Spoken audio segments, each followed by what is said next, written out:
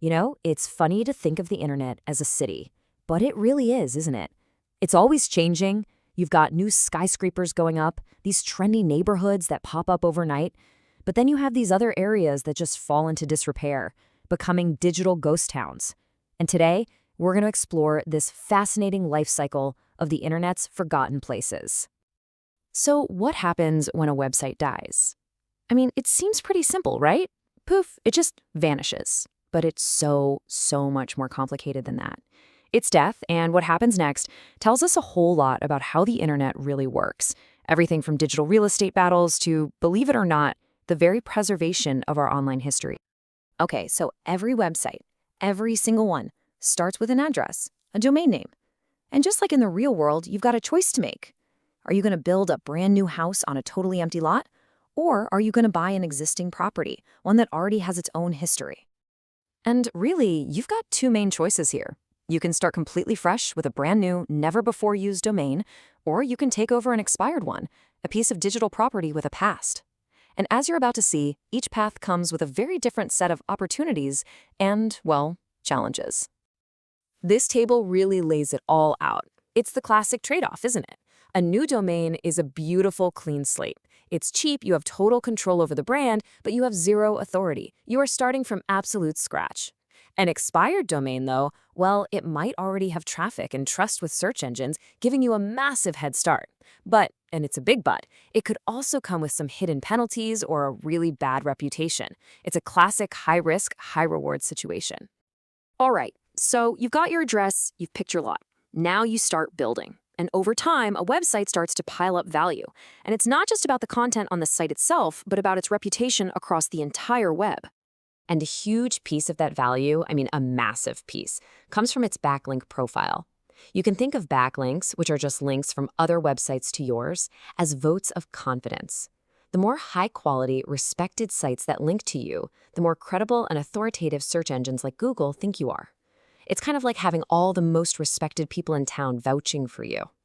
But wait a second. This is where it gets kind of weird. We always think clicks are everything, right?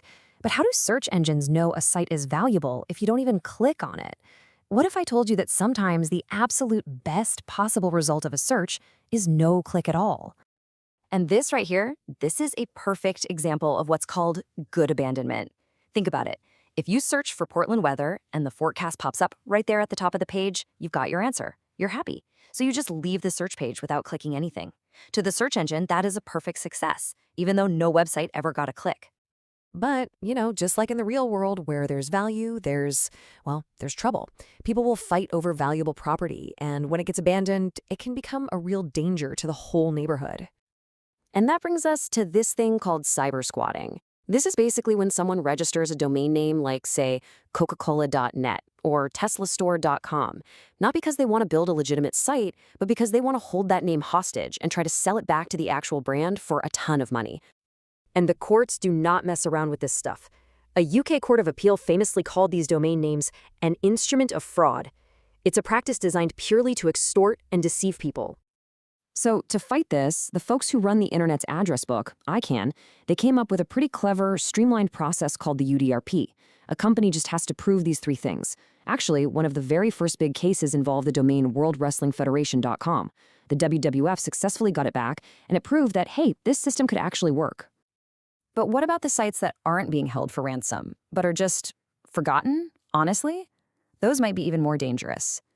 Think about all those launch and forget marketing websites. They just get left online, totally unmaintained, with old software that's full of security holes. You know the massive 2017 Equifax data breach? That was caused by exactly this, an unpatched vulnerability on one of their web frameworks. These digital ghost towns are literally ticking time bombs. Okay, so now let's talk about the big one. What happens when a website doesn't just fade away, but is actively demolished, when an entire community, a whole digital city, is scheduled to be torn down? Picture this. It's 2009, and Yahoo announces something that for many was just unthinkable.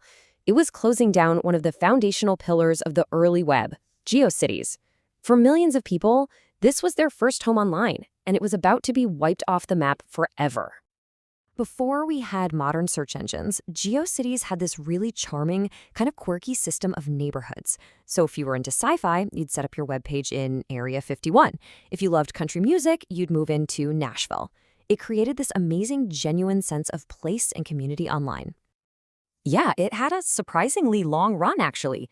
It started way back in '95 as Beverly Hills Internet, before it became the giant we all knew as GeoCities. So its closure by Yahoo in 2009, that really felt like the end of an era for the web. But here's the thing. Is death really the end? For a website, it turns out there are two very different kinds of afterlife. It can be preserved, kind of like a cultural artifact in a museum, or it can be stripped for parts and recycled for profit. As Yahoo's shutdown date got closer and closer, this incredible group of volunteers called the Archive Team, they basically mounted a heroic rescue mission. They worked around the clock, just downloading as much of GeoCities as they possibly could before the servers were switched off for good. And the scale of what they were trying to do was just staggering. We're talking 12 terabytes of data, which was an absolutely colossal amount back in 2009. And that 12 terabytes represented over 23 million individual web pages.